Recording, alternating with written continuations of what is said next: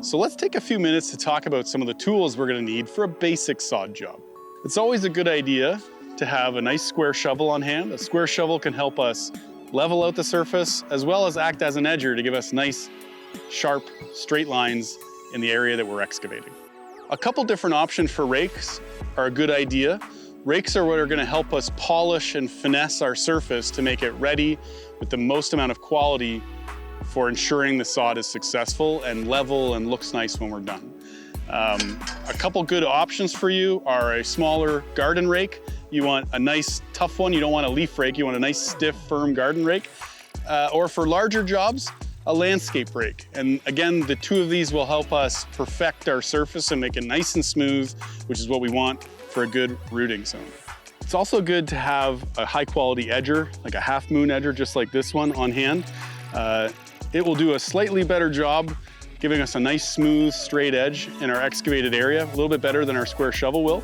And a smooth edge is key to a nice, polished job in a sod area. Of course, anytime that you lay grass, you're gonna wanna have water on hand. Whether we're talking about a seed job or a sod job, water is going to be our ticket to success. So ensuring we've got a hose, a good quality nozzle, and a source of water nearby is extremely important. Fertilizer is optional. Most sod comes with probably a good amount of fertilizer already in it.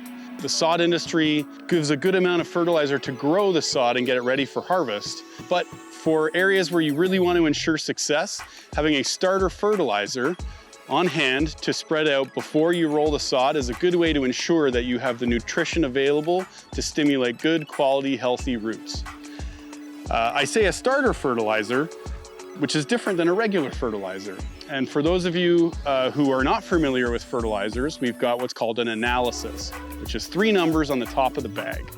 The first number is nitrogen, the second number is phosphorus, and the third number is potassium. A starter fertilizer has a higher second number, a higher amount of percentage by volume of phosphorus. And phosphorus is the nutrient that we're interested in when we're talking about stimulating root growth. And we want to make sure that the sod we're laying has access to a sufficient amount of phosphorus to ensure the best possible rooting. And lastly, and perhaps most importantly, we want to make sure we're protecting ourselves.